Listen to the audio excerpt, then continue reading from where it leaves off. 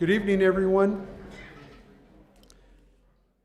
This special meeting of the Board of Trustees is being held Tuesday, today, April the 12th, 2022. The meeting is being called to order and the time is 5:30. We're going to begin with a Pledge of Allegiance and we have a special guest. Our guest is Abigail Garcia. She's a fourth grader and she's at Dr. Sue Shook. She's going to lead us this evening. I pledge allegiance to the flag of the United States of America and to the republic for which it stands, one nation, under God, indivisible, with liberty and justice for all. Thank you. You may be seated.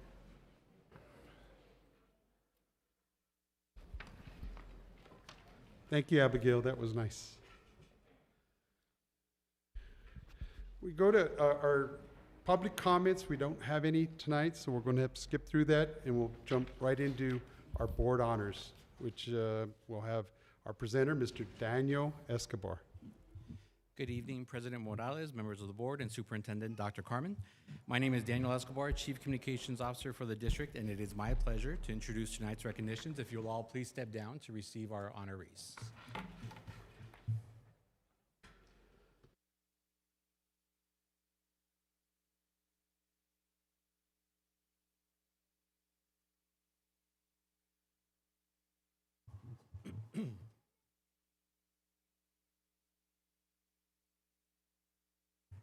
Our first recognition will honor a student from Desert Wind School for being selected to represent the Texas Library Association District 6 at the Texas Bluebonnet Award Author Luncheon.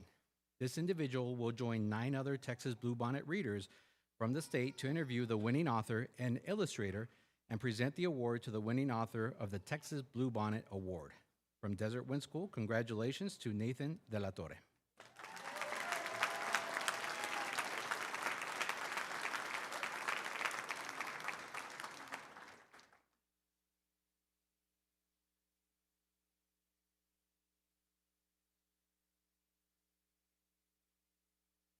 Nathan, if we can have you right back up front and center for a photo. And just a quick note that all the photos taken by our district photographer, Acabius Largo, are posted on the district website. There's a camera icon on the bottom right-hand corner. The photos are available for a free high-resolution download.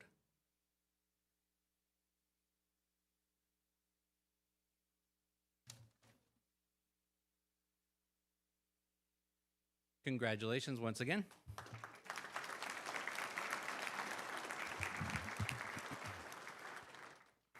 Next, we honor 3 SISD students for having their artwork selected to be displayed during Youth Art Month at the Bullock, Texas State History Museum in Austin. Throughout the month of March, the museum's 3rd floor rotunda is home to an exhibition of over 100 pieces of student artwork created by K-12 students from across the state, and it will now include 3 from these outstanding student artists. From John Drugan School, Daniela Olea.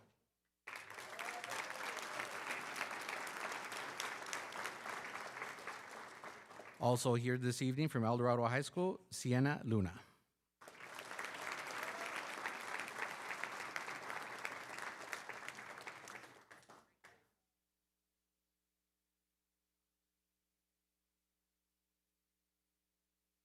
If we can have the two of you please front and center for a photo with our trustees and superintendent.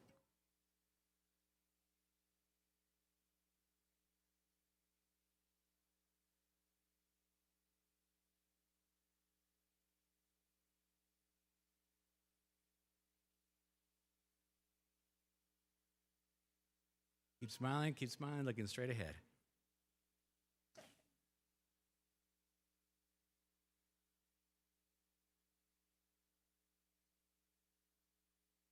Congratulations once again.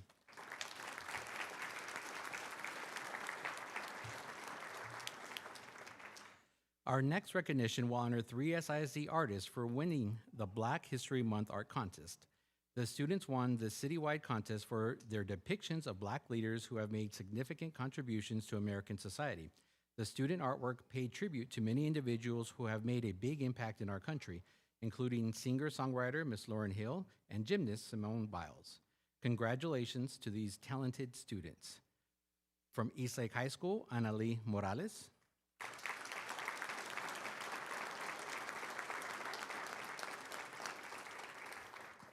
From America's High School, Kiara Bullock.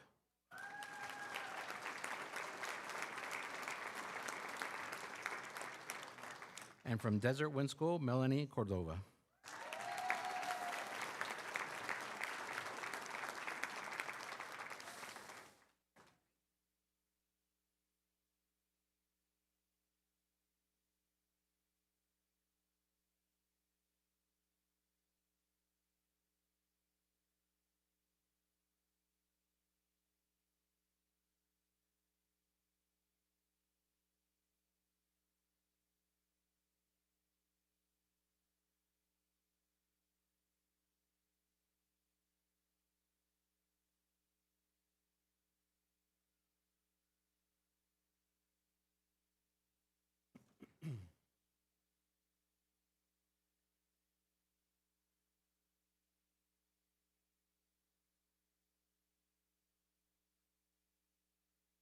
Congratulations once again.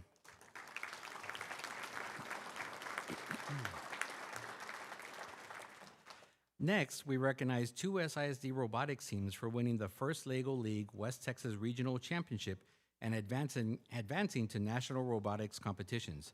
Out of hundreds of regional robotics teams, Desert Wind will be competing in the first LEGO League Razorback Invitational in Arkansas, and Lujan Chavez will be competing in the virtual first LEGO Western Edge Invitational.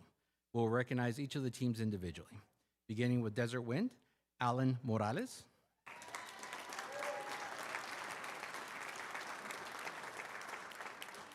Angel Rodriguez. Angel Rubio. Christian Longoria. Isaac Cadena. Osvaldo Ruiz. And the teachers are Ricardo Gutierrez and Sergio Cardenas.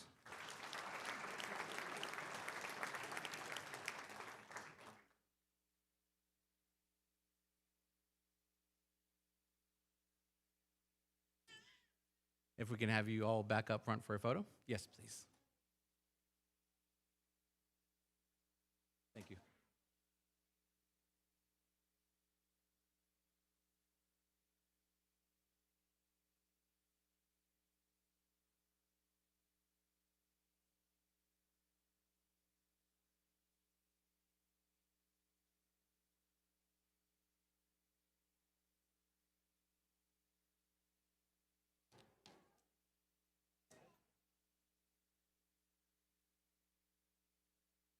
Congratulations once again.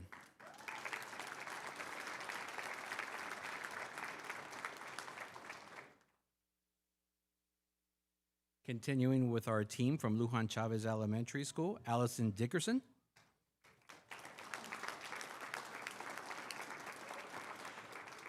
Cesar Ortega.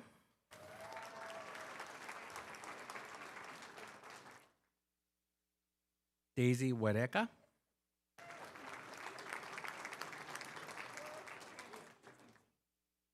Danielle Torres. Julio Gonzalez. Mary Verdeja. Mason Holder. Matthew Dezon. Scarlett Tucker. The teachers are Adrian Lopez and Lorenzo Vargas.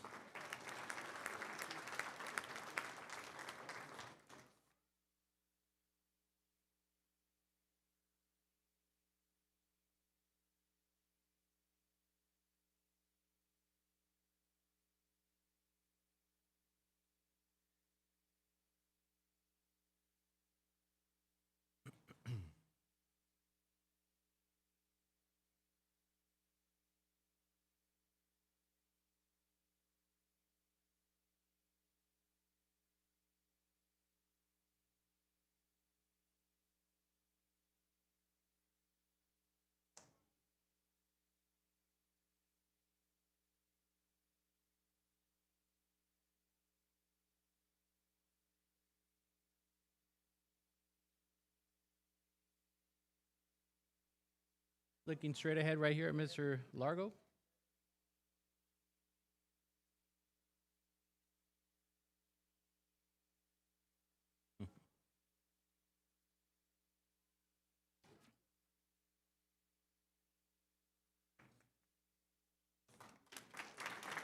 Congratulations again.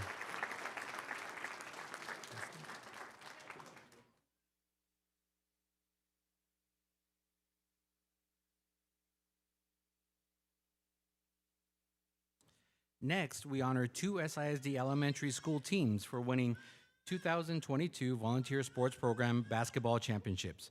The Sergeant Jose F. Carrasco boys basketball team was strong all season and finished with an undefeated 5-0 record and the number 1 overall seed.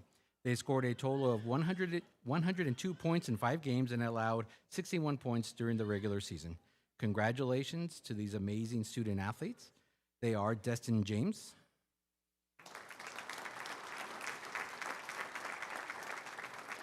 Dylan Hernandez, Jaden Escobar, Jalen Rose, Miguel Contreras, Noah Escobar,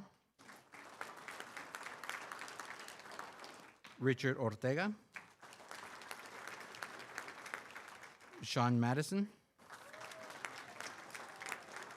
Exaiden Nieto, and their coach was Ryan Madison.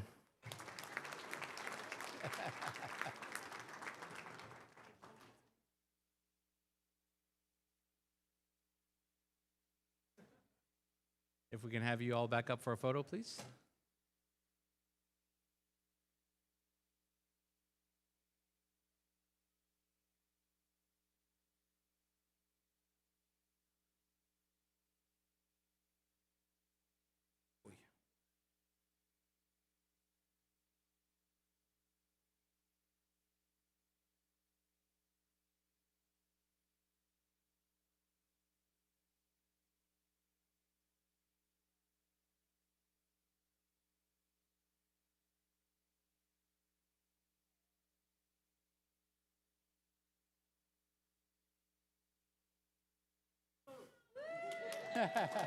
Congratulations again.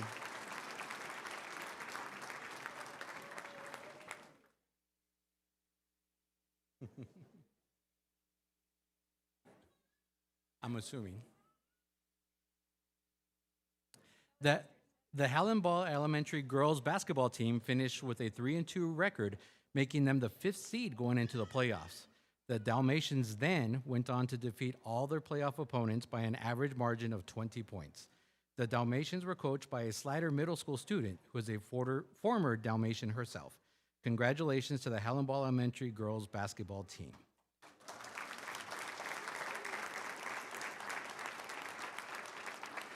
They are Anaya Contreras, Ava Ballesteros, Kaylee Helpley, Daphne Morales, Ali Gomez, Emma Ramirez, Ivana Escobedo,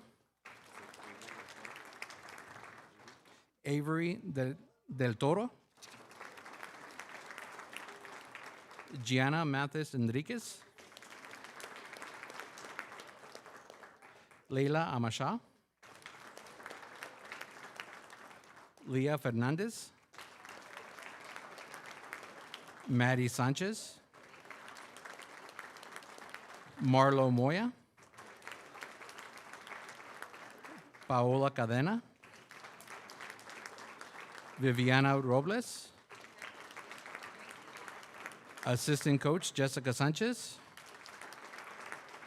and they're led by head coach Amber Sanchez.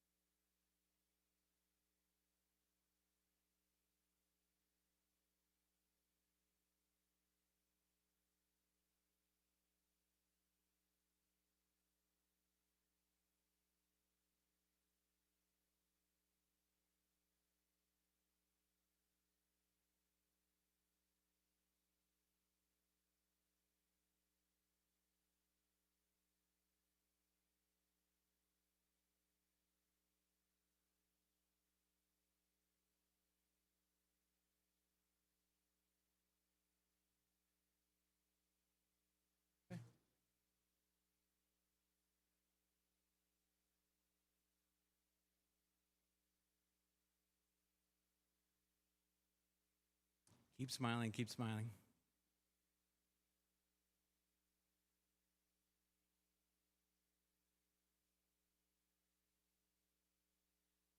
Congratulations once again.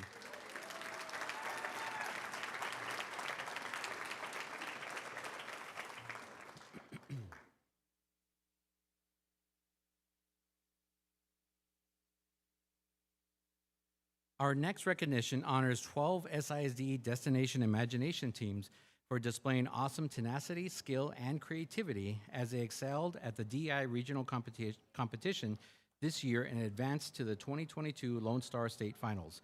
Destination Imagination is a global creative problem-solving organization that prepares students for college and career readiness. Students from kindergarten through high school participate in challenges in technical, science, fine arts, improvisation, engineering, and service learning categories. 4 of the teams, Sunridge, Sierra Vista, Chester Jordan, and Cactus Trails, prevailed at state and have advanced to the Destination Imagination Global Finals, which will be held in Kansas City, Missouri. Congratulations to all of our SISD Destination Imagination winners.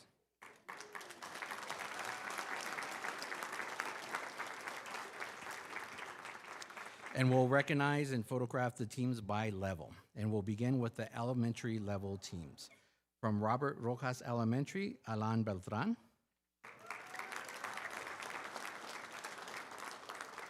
Anthony Camargo. Brooklyn Nunez. Delilah Villanueva. Elian Rodriguez. Javier Beltran. Their team manager is Gerardo Morales. From Chester Jordan Elementary, Elena Corrales. Amara Johnson. Isabella Duran. Jennifer Wang. Lorelei Hautegui. Madison Espinosa. Natalia Aldaz. And their team manager is Caitlin Bowen.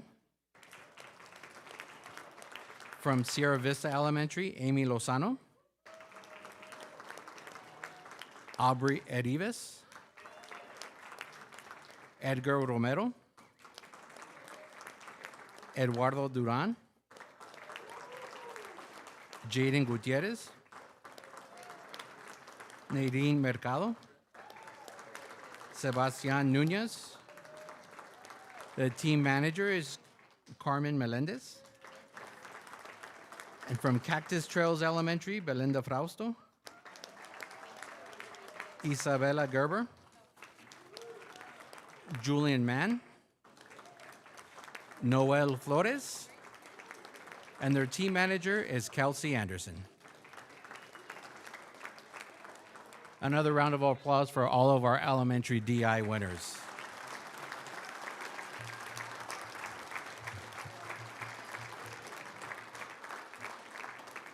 If we can have you all back up for a photo. And just a reminder that the photos taken by our district photographer will be posted both on social media, on the district Twitter, district Facebook, as well as online where they're available for free high-resolution download.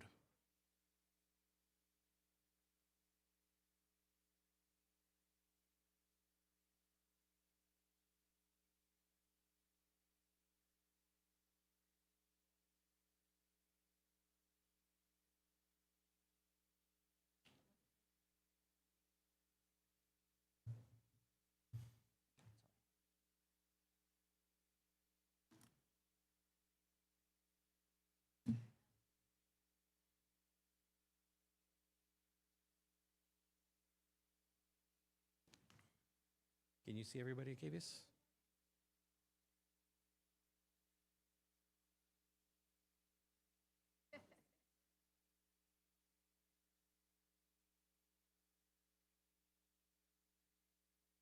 All right, everybody's certificates up and look right center, Mr. Largo.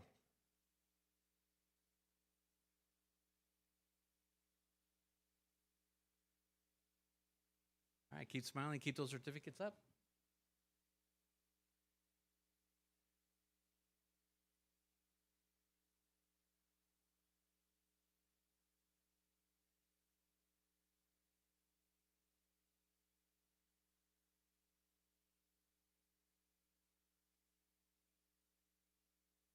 Congratulations once again.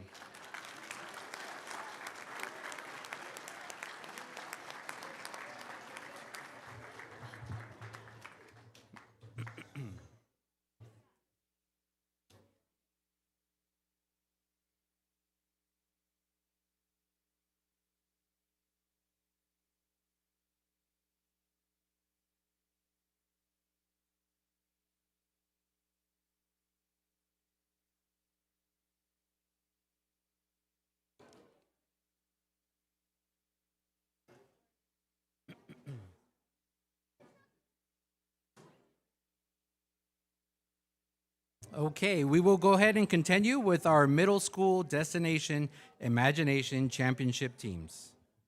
Beginning with the team from John Drugan School, Annabelle Romero.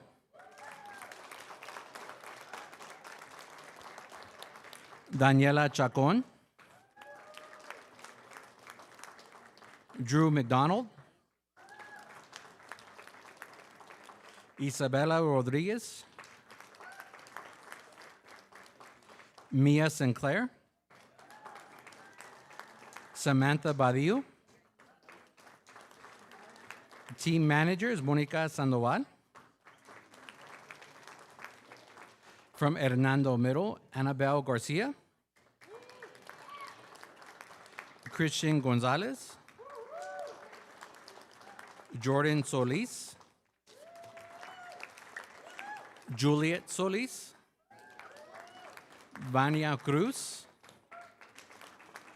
And team manager is Deborah Miller. From Herschel Antoine, Alondra Campos. Andrea Mendez. Danica Alvarez. Daniela Mendez. Galissa Martinez. Team manager, Regina Valdez, excuse me. The team manager, Vanessa Payan. As well as Michelle Villalobos. From Enzer Middle School, Grayson Gutierrez. Belen Martinez. Adria Dominguez. Briley Burnett. Cody Gutierrez.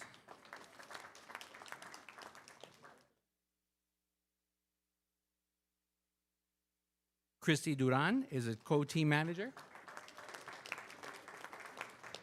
From Sunridge Middle School, Amara Chacon. Alicia Navarez.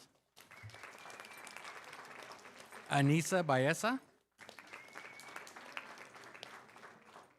Mia Camacho. Genesis Parr. Salma Alvarado. And their team manager is Gabriel Aragon. Let's have one more round of applause for all of our middle school DI champions.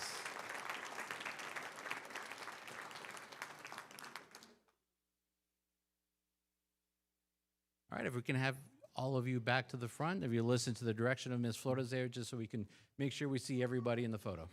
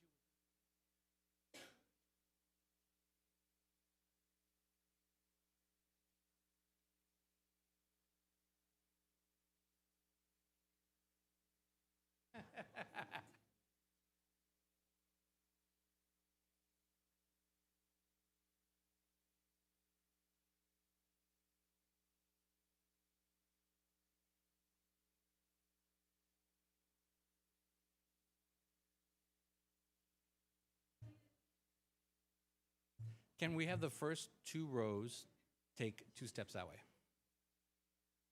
We got it, we got it, we got it. Perfect.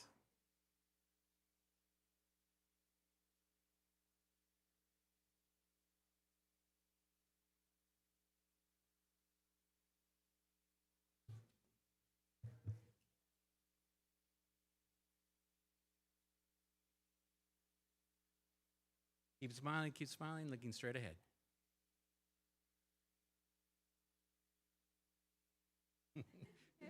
Yes, cheese, please, cheese.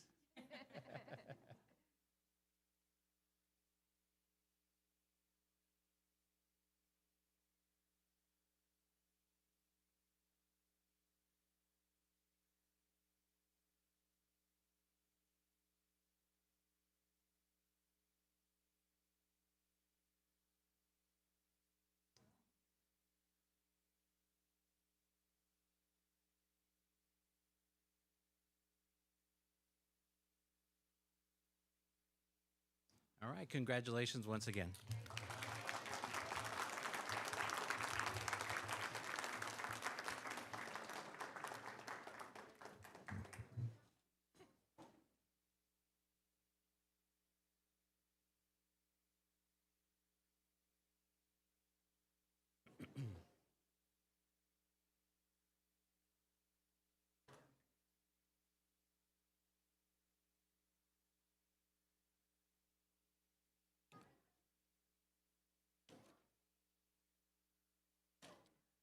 We will continue with our high school destination imagination teams, beginning with Mission Early College High School.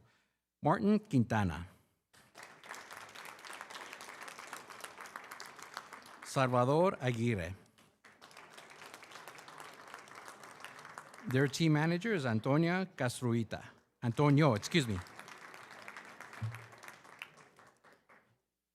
From Eastlake High School, Andrea Morales. Jacqueline Guerra.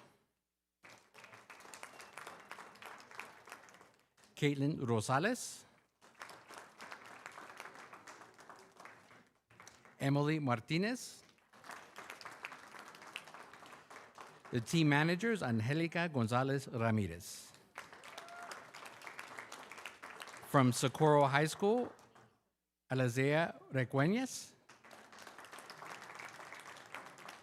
Brittany Rodriguez. Celeste Gabriel Horta. Ismael Decanini. Ruby Laurel Rodriguez. Team managers are Hector Martel and Rosalva Rodriguez.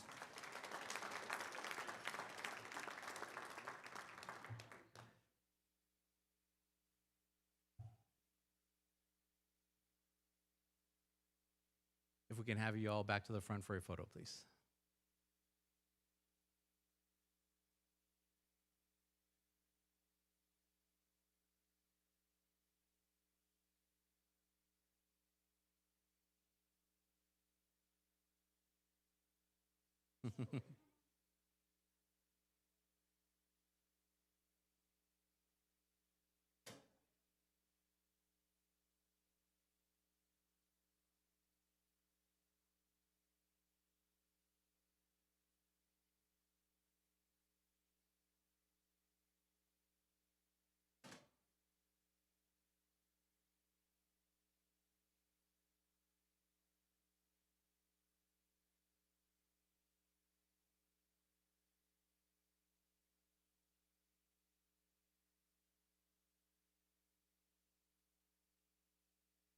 You see everybody there? No, I think that's fine. We could see everybody at KBS?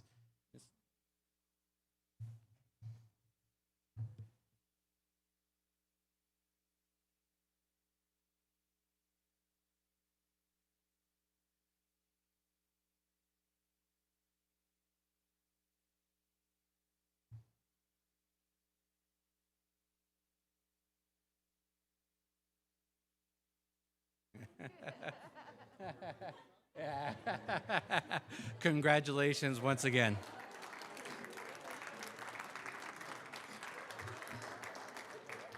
And that concludes our recognitions for this evening. Thank you.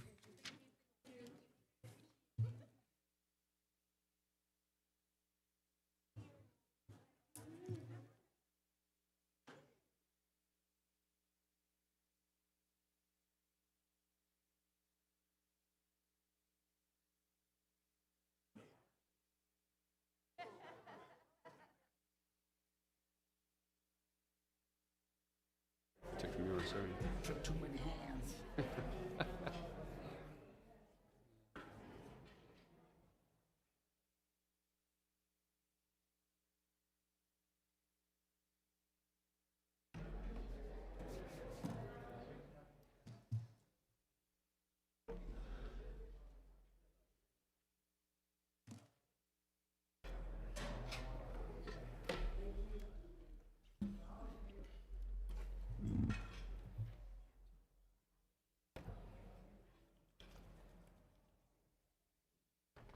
I'm going to go ahead and move to item 5, board workshop.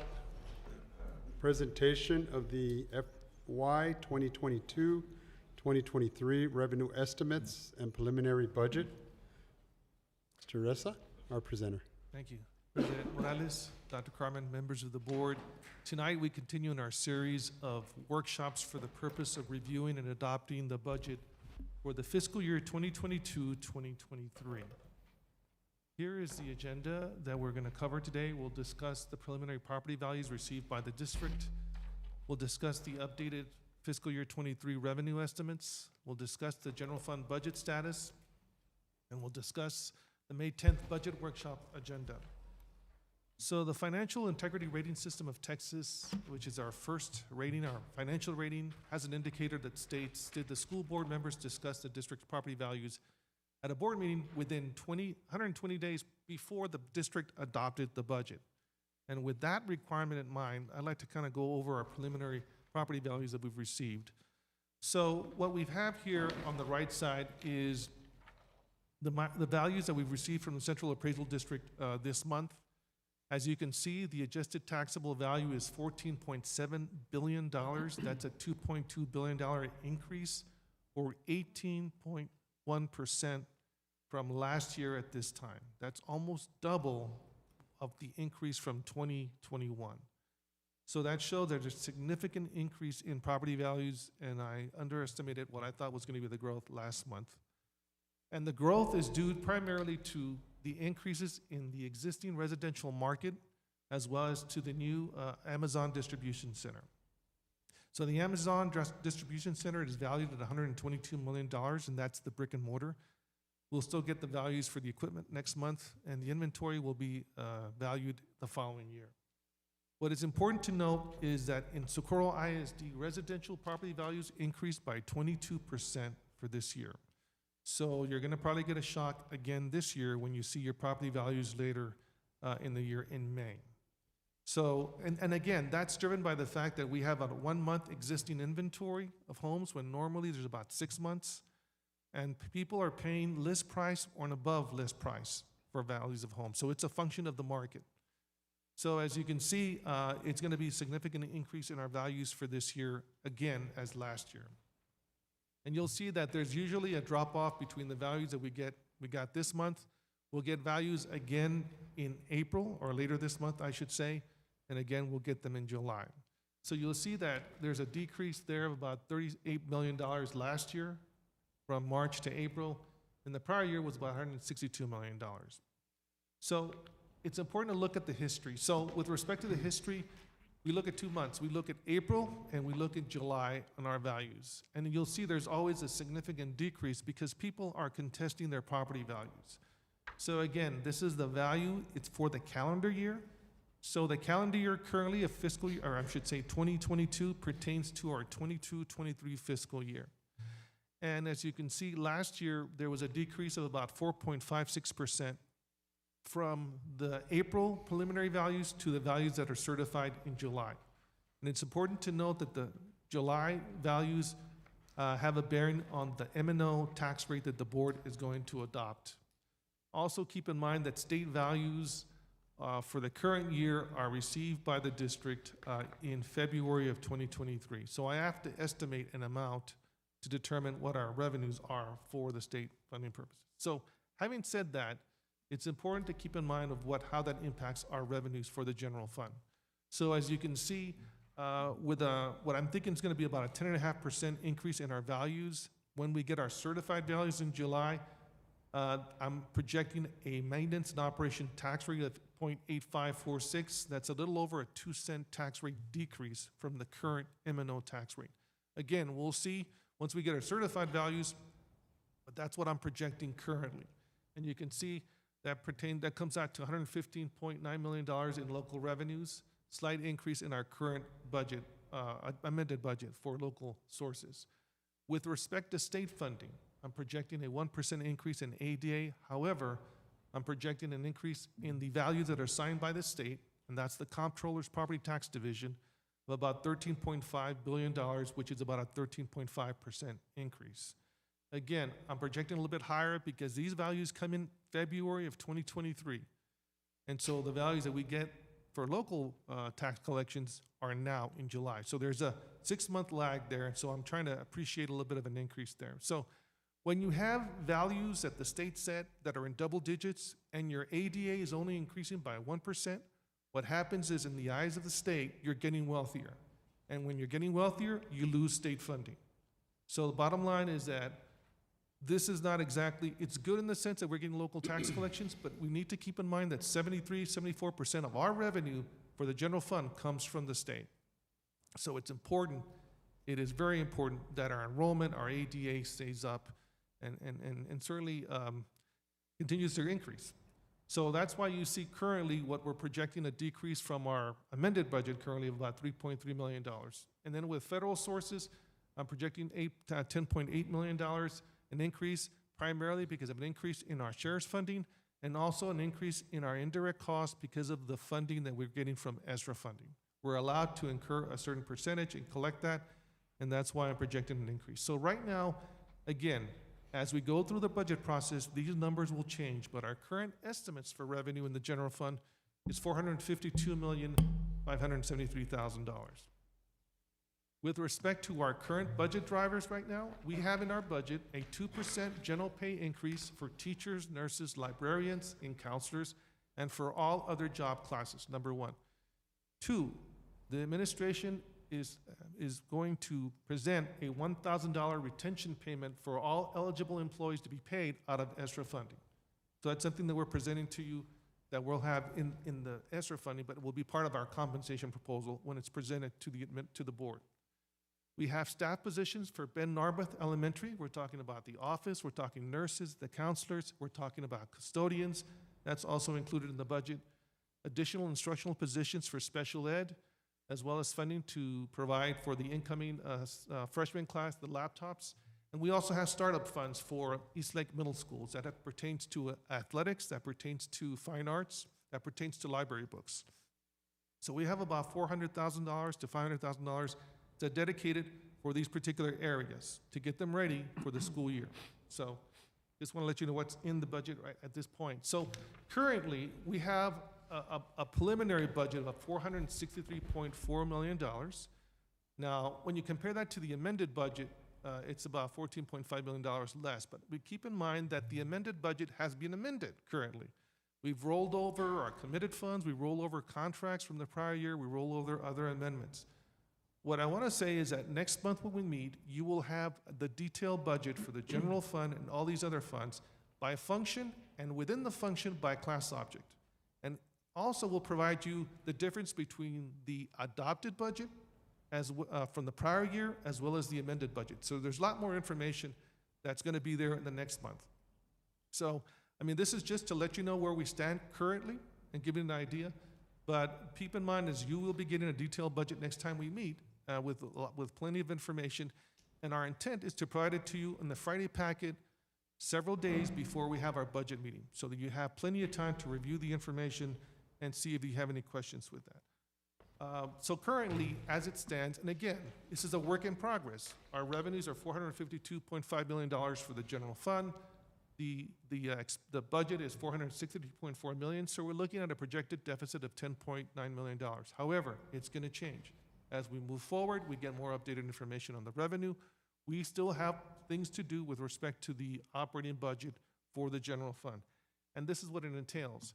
We still need to review the vacancies to make sure that we don't have duplicate vacancies or that we're missing vacancies, number one. We have to reconcile the fringes and the health benefits. We have to consider any additional department funding requests. We also have to include the expansion of the dual language program for Waco as well as Slider. We also have to just make sure we fund the implementation of the fine arts and STEM academies. That has to do with staff, supplies, and infrastructure. Of course, we have to look at the TASB compensation study recommendations when they're presented to the board. And then we'll probably look to see if there's any ways that we can reduce the deficit at that time. So the bottom line is that it's a work in progress. We hope the next time we meet, at least those top five bullets have been completed, and we'll go from there. So what I want to just go over is that the next workshop that we plan is for May the 10th.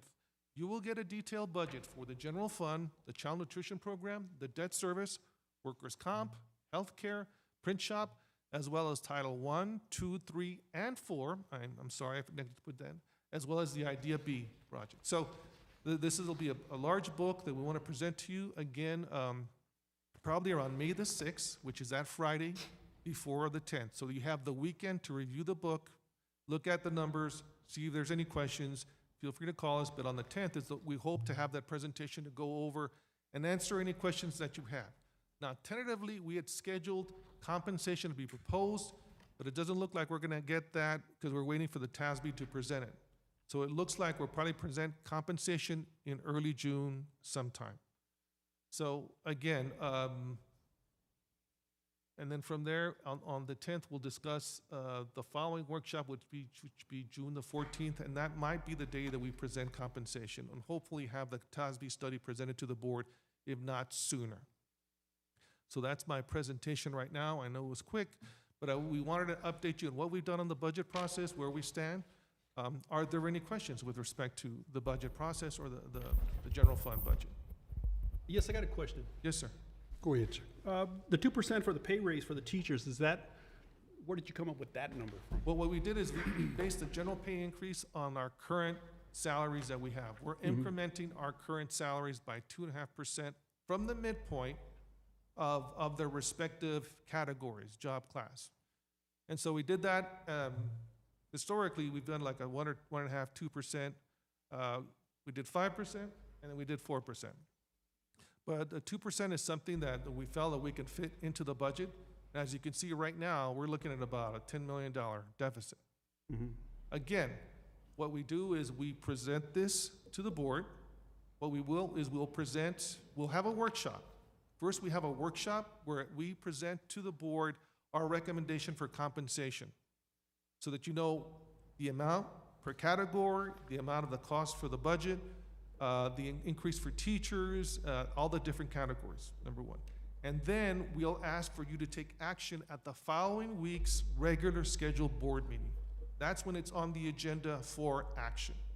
So that the board has an opportunity to review the numbers, the presentation at the workshop, but you don't take action until the regular board meeting, which might be in June at this point. So that's where we got the numbers, sir. Yes, it's 2%, that's already been eaten up by inflation as it's going right now. So it's going to seem even a moot point just to say 2%. Also, another concern I have is where people that are on the lower end of the wage scale that are just working at, $8.75, that's our minimum right now. We need to have a survivable wage for these people. So we need to look at that to raise a district minimum wage too. So we need to consider that when you go back to the numbers. Yes, sir. And then that's why we have the TASB study present to the board. We hope, aside from reviewing what the other districts are paying and be competitively, taking into consideration the fact that I think today the announcement was at 8.5% inflation for the We're not going to keep up with that, I know, but I mean, it's still. And so they'll be able to see, looking at our starting pay rates and see if they can be adjusted upward, as well as to see what is competitive with the surrounding school districts. And I know we're running short with, janitors, the bus drivers. They all need a livable wage, and we need to look at that and just set the standard as a wage, and where McDonald's is paying more than the people at the bottom of the scale here is wrong. So we have to look at that too in our budget. Yes, sir. Make And, it competitive where they stay with our district. We can't be losing good people. Yes, sir. And I think certainly our goal is to do something that's very competitive with respect to wages and giving them a living wage. The thing we also have to keep in mind is that on the revenue side, we're not a private industry who can simply raise rates. And that's a disadvantage that we have sometimes. But we will certainly present to you what we feel is reasonable and certainly Yes. affordable. That's what I like to see. Thank you. Go Mr. ahead. Issa, on your slide, on number 8, in regards to instruction, I noticed that the proposed budget is $3 million difference from 22 to 23. Why is it significantly lower? So we've certainly, that budget's been increased about $3 million, the one that the current amended budget. I know we've made some adjustments to it, and that's why it looks higher. That's why the current budget looks lower. We have made an adjustment to our substitute line item, at least for 23. We are certainly paying some of our substitutes for Mondays and Fridays out of ESSER.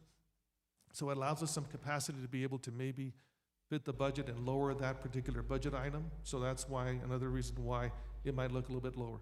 But what we can do, Mr. Guerra, is certainly when we give you the budget, you'll be able to see the variances and the differences, not only by just function, but the actual categories. And you'll see an increase in certainly salaries, but obviously a decrease maybe in substitutes. You might be a decrease in other line items in contracted services, where we've bumped up the budget this year, or we've rolled over contracts from the prior year, and that's why that's gone higher, and that's why it looks like it's like a significantly lower than it should be. And then on the $1,000 retention payment, you mentioned eligible employees, and we go through that every year. Can you explain, in the next budget, can you define what you mean by eligible employees? Yes, 'Cause I sir. know certain employees do not qualify for a $1,000 stipend. Yes, sir. What we'll do is the next meeting, I'll make sure that we have a bullet point that explains those eligible employees. I don't want to say something that might be Sure. incorrect right now, but we'll list it so that everybody's aware of who that entails. And also in the next one, you could also mention the ESSER funding was 90 million plus. I'd like to know how much money we have from the ESSER funding, if possible. Where's it been spent at so far, and how much do we have in the rainy day fund? Because we always talk about the rainy day fund, the 90 days. And I don't think we've ever used it, correct me if I'm wrong, or have we? Well, in a sense, we've certainly drawn it down somewhat a little bit, but I think what's important to us to keep in mind is that we have some challenges with respect to the construction fund. I mean, we've had cost increases there. We have to do something about possibly committing some of those funds to make up for those particular issues that we have. But I'll get you that information for the next meeting, sir. Okay, thank you, sir. You're welcome. Are there any other questions for Mr. Ressa? Thank you, Mr. Ressa. Thank you. Thank you, sir.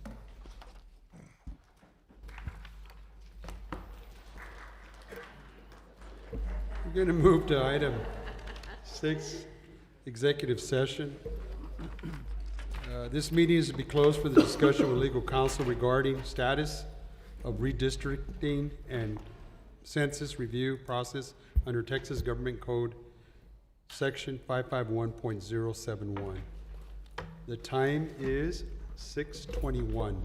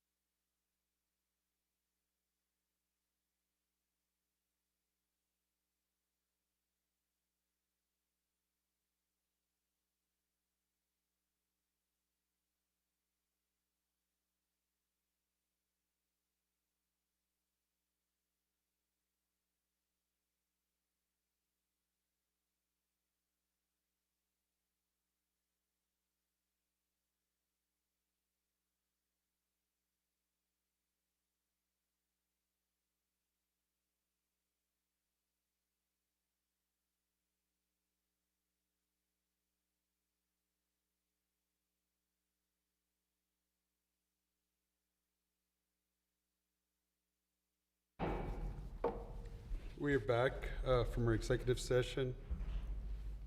This time, we don't have any further business, so therefore, we're going to adjourn. The time is 6:43. Thank you.